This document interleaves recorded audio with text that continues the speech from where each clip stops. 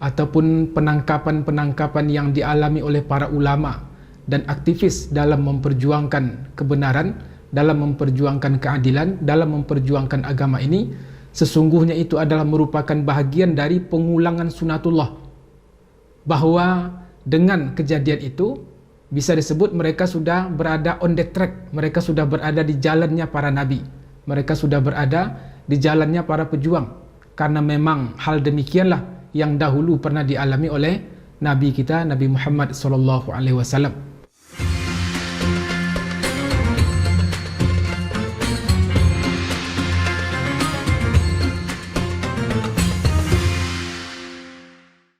Assalamualaikum warahmatullahi wabarakatuh.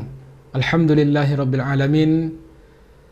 Wal aqibatu lil muttaqin wala udwana illa 'alal zalimin. Amma ba'du. Ketika seseorang menghadapi tantangan dalam memperjuangkan kebenaran yang diyakininya, pada saat adanya berbagai macam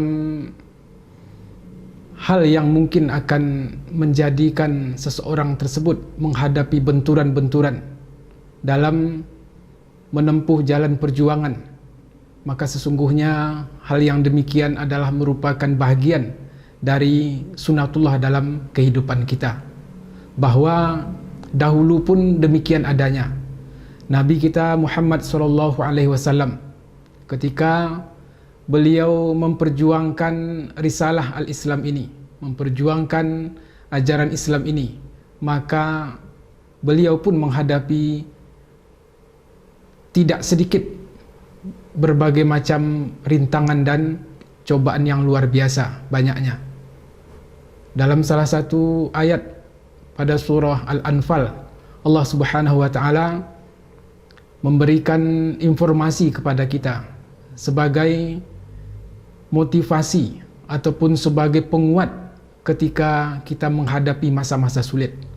Wa idh yamkuru bikal ladzina kafaru liyusbituka aw yaqtuluka aw yukhrijuka wa yamkuruna wa yamkurullah wallahu khairul makirin. Ingatlah pada saat orang-orang kafir berusaha untuk menangkap atau memenjarakanmu. Ini mereka berencana untuk menangkap ataupun memenjarakan Nabi Muhammad SAW. Au yaqtuluka, bahkan mereka ingin kalau bisa membunuh Nabi SAW. Au yukhrijuka, atau berusaha mereka untuk mengusir Nabi SAW.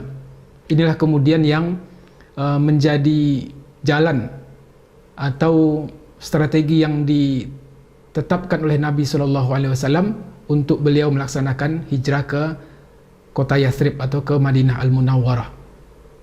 Lokasi dakwah beliau di Mekah tersebut sudah tidak lagi kondusif, karena tekanan demi tekanan itu sudah sampai pada tahap penghilangan nyawa beliau, sudah sampai pada rencana untuk menangkap ataupun memenjarakan beliau, atau bahkan beliau akan diusir dari kampung halamannya itu. Sehingga kemudian Nabi SAW hijrah ke Yathrib, ke Madinah Al-Munawwarah, dan setelah hijrah menetap di Madinah selama lebih kurang 10 tahun, akhirnya intimidasi yang beliau dapatkan di Mekah, ancaman-ancaman yang dialami oleh para sahabat beliau ketika di Mekah itu berbalik arah, sehingga kemudian 10 tahun mereka di Madinah tersebut, akhirnya kota Mekah kembali ke pangkuan tauhid, kembali ke pangkuan Islam, kembali ke pangkuan Nabi SAW setelah sekian lama beliau tinggalkan. Seiring dengan terjadinya Fathu Mekah pada bulan Ramadan tahun ke-8 Hijrah, maka 2 tahun sesudah itu selesailah tugas Nabi SAW dalam menyampaikan risalah agama ini. Dengan demikian, banyaknya rintangan sesungguhnya tidak menjadikan kita takut. Banyaknya berbagai macam intimidasi ataupun penangkapan-penangkapan yang dialami oleh para ulama dan aktivis dalam memperjuangkan kebenaran, dalam memperjuangkan keadilan, dalam memperjuangkan agama ini, sesungguhnya itu adalah merupakan bahagian dari pengulangan sunatullah. Bahwa dengan kejadian itu bisa disebut mereka sudah berada on the track, mereka sudah berada di jalannya para nabi, mereka sudah berada di jalannya para pejuang, karena memang hal demikianlah yang dahulu pernah dialami oleh Nabi kita, Nabi Muhammad SAW. Demikian pula halnya dengan apa yang terjadi pada diri Buya Hamka. Di bulan Ramadan terjadi penangkapan-penangkapan, maka pada diri Buya Hamka pun beliau juga ditangkap pada bulan Ramadan. Tepatnya pada tanggal 12 Ramadan pada tahun 1383 Hijrah atau 27 Januari 1964. Pada jam 11 siang, pada saat beliau baru saja selesai memberikan pengajian untuk kalangan ibu-ibu di Masjid Agung Al-Azhar, beliau pulang untuk istirahat menunggu datangnya waktu zuhur. Sesampainya di rumah, beberapa menit kemudian datanglah 4 orang polisi yang membawa surat, dan surat itu kemudian beliau baca, dan isi dari surat tersebut rupanya adalah perintah untuk menangkap beliau. Di bulan Ramadan, para pemirsa sekalian, terjadi penangkapan terhadap seorang ulama. Maka kita juga tidak perlu kaget dengan banyaknya kejadian yang mirip dengan hal demikian, bahwa itu merupakan bahagian dari pengulangan sejarah yang dahulu juga pernah dialami oleh Nabi kita, Nabi Muhammad SAW. Datangnya surat tersebut dan kemudian beliau baca, akhirnya beliau minta waktu untuk mempersiapkan diri, disampaikanlah kepada istri beliau yang sedang sakit.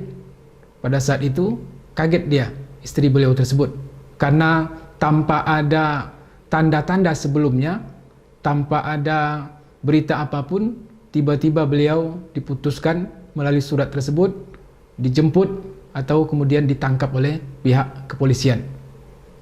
Tapi bagi diri Buya Hamka sendiri sebenarnya, beliau sudah mendapatkan informasi dari Kiai Haji Fakih Usman beberapa waktu sebelum itu, supaya, kata Kiai Haji Fakih Usman, Buya Hamka untuk berhati-hati, karena sudah ada beredar informasi bahwa beliau termasuk salah seorang yang akan ditangkap, termasuk salah seorang yang akan dijemput.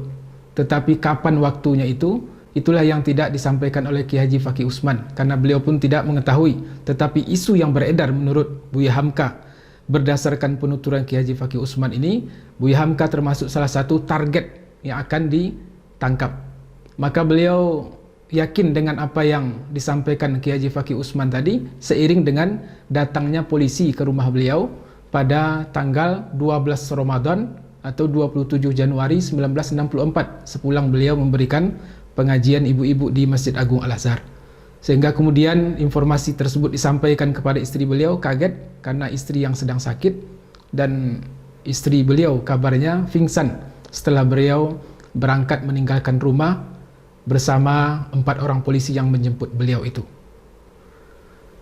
Beliau langsung dibawa ke kantor polisi. Setelah dibawa ke kantor polisi, akhirnya beliau dibawa ke daerah Bogor, daerah Cimacan. Kemudian dibawa lagi ke sebuah tempat, sebuah villa, yang villa itu merupakan villa milik kepolisian, namanya Bungalau Herlina atau Harlina. Di sana beliau ditahan selama 4 atau 5 hari, dari tanggal 27 Januari itu sampai tanggal 31 Januari. Artinya lebih kurang 5 hari beliau ditahan di sana dalam penjagaan yang sangat ketat. Dalam hati beliau bertanya, apakah gerangan yang akan dituduhkan kepada saya? Masalah apa yang saya lakukan sehingga kemudian saya ditangkap seperti ini? Dan apakah dengan cara ini pihak penguasa ingin memisahkan saya dengan umat? Itu dalam catatan harian beliau yang diberikan kepada salah seorang anaknya, dan kemudian dimuat dalam buku pribadi dan martabat Buya Hamka yang ditulis oleh anak beliau, Haji Rusdi. Dalam penantian beliau selama lebih kurang 4 atau 5 hari di villa milik kepolisian tersebut, puasa tetap dijalani. Beliau dikawal dengan sangat ketat, dan sampai pada tanggal 1 Februari 1964 akhirnya datang perintah bahwa beliau akan dibawa ke Sukabumi. Sebelum berangkat ke Sukabumi itu, rupanya beliau juga diajak singgah ke tempat penginapan lain dan di sana bertemu dengan Mr. Kasman Singodimejo. Rupanya beliau juga sudah ditahan lebih dahulu dari Buya Hamka. Lebih kurang 2 bulan beliau sudah ditahan di sana. Bertemu dengan kawan seperjuangan beliau, Mr. Kasman Singodimejo. Kemudian mereka sama-sama dibawa ke Sukabumi. Akhirnya dimulailah pemeriksaan tersebut pada tanggal 1 Februari. Dimulailah pemeriksaan itu menurut Buya Hamka dalam buku beliau yang lain, buku Tasawuf Modern, beliau menyebut lebih kurang 15 hari 15 malam pemeriksaan non-stop yang dilakukan terhadap saya. Berbagai macam tuduhan. Di antara tuduhan itu adalah bahwa pada tanggal 11 Oktober 1963, jadi 1 tahun sebelumnya, beliau dituduh membuat suatu kelompok organisasi yang bernama GAS, Gerakan Anti Soekarno. Dan Hamka adalah pemimpin dari Gerakan Anti Soekarno tersebut. Ini tuduhan yang disampaikan kepada beliau. Beliau diperiksa, diinterogasi selama bulan Ramadan. Jadi bulan Ramadan yang suci ini tidak sedikit pun diindahkan oleh pihak pemeriksa tersebut untuk memberikan kelonggaran kepada Buya Hamka. Kemudian beliau baru akan diperiksa setelah Idul Fitri. Tidak, tetapi beliau diperiksa, diinterogasi, ditahan siang dan malam dalam pengakuan beliau itu. Bahkan pada hari pertama pemeriksaan tersebut, beliau menyebut ada lebih kurang 20 orang pihak kepolisian dengan pakaian sipil, pakaian preman, sehingga beliau tak mengetahui pangkatnya kemudian namanya. Mereka datang lebih kurang 20 orang itu yang akan memeriksa beliau. Gerakan yang dituduhkan kepada beliau tadi adalah gerakan GAS dan beliau adalah dituduh sebagai pemimpinnya. Di antara tujuan atau di antara tuduhan dari pihak pemeriksa kepada beliau adalah bahwa ingin melakukan kudeta terhadap pemerintahan yang sah. Sesudah itu ingin melakukan pembunuhan terhadap presiden. Kemudian juga beliau dituduh mendapatkan dana atau bantuan dari Tengku Abdul Rahman, Perdana Menteri Malaysia, sebanyak 4 juta. 4 juta ini, kata beliau, pihak penyidik tidak menyatakan kepada saya apakah 4 juta dolar, 4 juta rupiah atau 4 juta ringgit. Mereka hanya menyebut saya mendapat bantuan sebanyak 4 juta. Itu di antara materi-materi tuduhan yang disampaikan kepada Buya Hamka. Dan beliau ketika menjawab tidak terhadap tuduhan rekayasa tersebut, maka siksaannya semakin luar biasa dahsyat. Bahkan dalam penuturan beliau yang lain, menurut cerita dari Haji Ghazali Sahlan, ada di antara tertuduh itu karena tidak hanya beliau yang ditangkap pada tahun tersebut.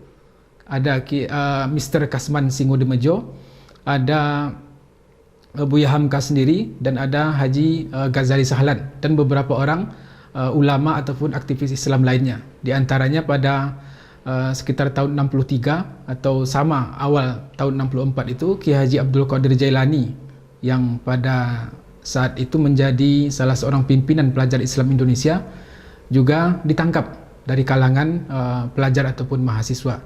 Banyak di antara aktivis ataupun ulama yang ditangkap pada saat itu, dan Buya Hamka ditangkap pas di bulan Ramadan, tanggal 12 Ramadan. Berhari-hari beliau menjalani pemeriksaan tersebut dengan tuduhan yang tadi kami sampaikan berdasarkan pengakuan beliau, dan pengakuan yang sama juga diberikan oleh Mr. Kasman Singodimejo ataupun dari Haji Ghazali Sahlan. Akhirnya pemeriksaan yang berlangsung siang dan malam itu, dari catatan yang kami dapati, sampailah kemudian beliau diperiksa di akhir Ramadan.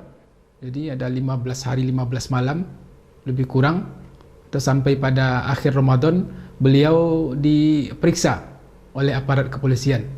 Dalam catatan mengenang Mr. Kasman Singodimejo dalam buku yang berjudul Hidup Itu Berjuang, Kasman Singodimejo 75 tahun.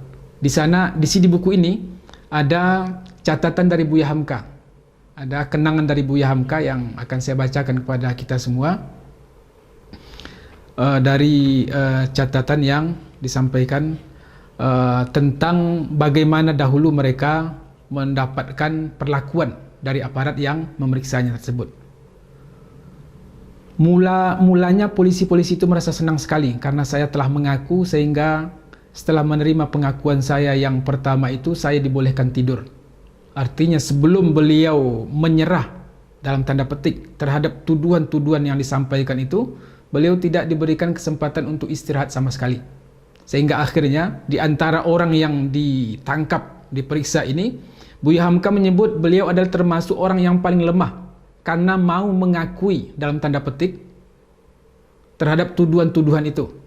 Jadi beliau mengaku, saya adalah orang yang mengakui tuduhan itu, karena beliau sudah tak tahan lagi terhadap banyaknya tuduhan dengan segala macamnya tersebut ataupun siksaan yang beliau alami, sehingga beliau dalam tanda petik itu menyerah, mengakui apa yang dituduhkan kepada beliau. Sehingga di sini disebutkan mulanya polisi merasa senang sekali karena saya telah mengaku, sehingga setelah menerima pengakuan saya yang pertama itu, saya diperbolehkan untuk tidur. Disebutkan pada halaman 377. Dengan mendapat tidur agak puas, ungkap Buya Hamka, badan terasa agak segar meskipun puasa. Ini pemirsa sekalian, maraton diperiksa selama bulan puasa. Meskipun saya bisa tidur agak puas setelah mengakui dalam tanda petik terhadap tuduhan-tuduhan itu, tidak pernah lepas. Jadi badan terasa agak segar meskipun puasa, tapi tak pernah lepas. Puasa tidak pernah lepas artinya apa? Beliau tidak pernah membatalkan puasanya. Ini ungkapan ini bahasa lama. Jadi puasa beliau tidak batal. Jadi meskipun puasa tidak pernah lepas. Tidak pernah lepas maksudnya adalah puasa beliau tersebut tidak beliau batalkan dalam menjalani pemeriksaan tersebut. Fikiran saya sudah agak terbuka untuk mengarang suatu roman tentang pertemuan di rumah saya dan pertemuan di Tangerang. Mengarang satu roman, dalam tulisan di buku ini ditulis juga dengan tanda petik, mengarang suatu pengakuan untuk mengikuti apa yang dituduhkan oleh pihak pemeriksa tadi. Jadi beliau menyebutnya dengan istilah roman, mengarang suatu pengakuan bohong, menyampaikan suatu pengakuan yang tidak beliau lakukan sama sekali, sehingga beliau menyebutnya roman atau fiksi, pengakuan fiktif. Padahal saya tidak tahu di mana letaknya rumah di Tangerang itu. Jadi beliau dituduh ada pertemuan di rumah beliau, kemudian ada pertemuan di Tangerang. Dua pertemuan itu beliau dituduh sedang merencanakan tindakan-tindakan subversif tadi, dan gerakannya dinamakan dengan GAS, Gerakan Anti Soekarno. Setelah pengakuan ini selesai, masih beliau tulis dengan tanda petik, setelah pengakuan tanda petik ini selesai, polisi-polisi yang memeriksa itu telah pulang. Dan sebagai saya utarakan tadi, kami pun telah bisa menjalani atau menghormati Idul Fitri dengan segala kesedihan. Jadi polisi-polisi itu pulang sebelum Ramadan berakhir, dan pada saat datangnya Idul Fitri, mereka menjalani Idul Fitri dengan penuh kesedihan. Ghazali Sahlan datang memeluk dan menangisi saya sambil meminta maaf. Sahabat beliau yang kami tadi sebutkan, dia mengaku terus terang bahwa karena paksaan nama saya sudah banyak beliau sebut. Jadi Ghazali Sahlan pun itu mendapat tekanan yang luar biasa, sehingga ketika tuduhan-tuduhan yang mengarah kepada nama Buya Hamka, itu pun beliau sebut ada nama Buya Hamka. Dan pada saat bertemu di hari raya Idul Fitri itu, Haji Ghazali Sahlan datang memeluk Buya Hamka. Dalam keadaan menangis terseduh-seduh, beliau menyampaikan permohonan maaf karena sudah banyak menyebut nama Buya Hamka ketika diperiksa oleh aparat keamanan. Beliau menyebut itu kenapa? Karena kuatnya tekanan. Karena tuduhan yang bertubi-tubi yang mengharuskan beliau menyebut nama Buya Hamka. Tapi pengakuan itu dalam pertemuan bersama Buya Hamka ini artinya beliau ralat. Beliau minta maaf karena sudah terlanjur menyebut banyak nama Buya Hamka dalam pemeriksaan. Nama saya sudah banyak beliau sebut. Saya segera memaafkannya karena saya sudah maklum, ungkap Buya Hamka, bahwa suasana ketika itu adalah suasana negara sedang dalam pengaruh komunis. Beliau maklum dengan kondisi yang sama dialami oleh sahabat seperjuangan beliau itu, sebagaimana yang juga beliau alami. Dan ketika Kiai Haji Ghazali Sahlan minta maaf, beliau pun memakluminya dengan keadaan yang memang sedang dalam suasana dikuasai oleh komunis. Penetapan Presiden nomor 11, ini undang-undang yang menjerat beliau dan kawan-kawan, sengaja dikeluarkan buat menangkapi orang-orang yang tidak disenangi. Jadi Perpres keputusan Presiden nomor 11 itu sengaja dikeluarkan untuk menangkap orang-orang yang tidak disenangi, orang-orang yang menjadi lawan politik, orang-orang yang sekiranya dianggap mengganjal kekuasaan yang sedang berkuasa.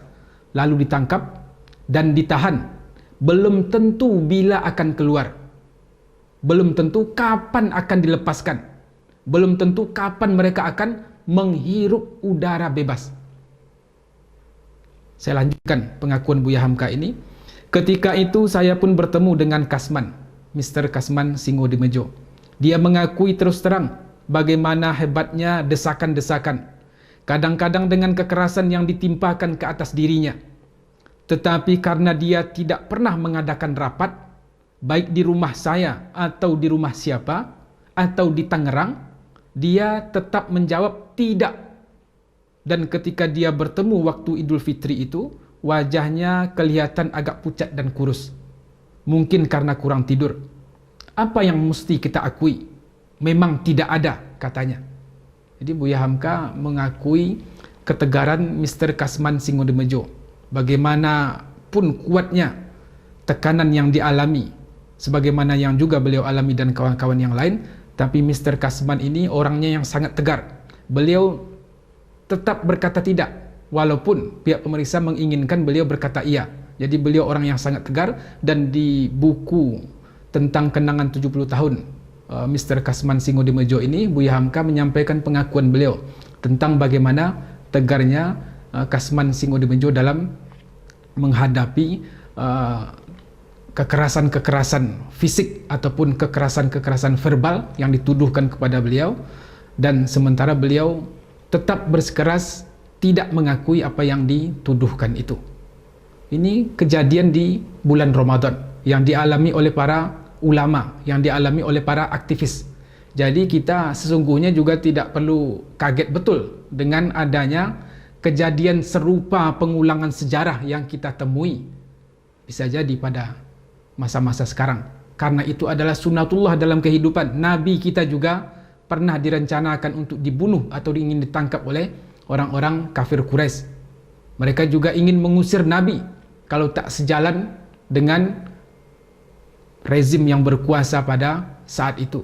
Dan ada juga kita mendengar diusir mereka dari negeri ini, diusir mereka dari Indonesia karena tak sejalan dengan pihak-pihak tertentu. Ini adalah pengulangan dari pola-pola yang dilakukan oleh orang-orang zalim dari masa ke masa, dan yang perlu bagi kita adalah memahami sunatullah dalam kehidupan tentang perjuangan ini, dan harus kita yakini bahawa setelah Nabi SAW direncanakan untuk dibunuh atau ditangkap dan diusir itu, beliau hijrah ke Madinah 10 tahun kemudian atau lebih kurang 8 tahun mengikuti penaklukan Mekah itu. Akhirnya beliau sudah mendapatkan kemenangan. Mekah ditaklukkan. Kemenangan itu akhirnya Allah tampakkan. Kemenangan itu akhirnya Allah zahirkan.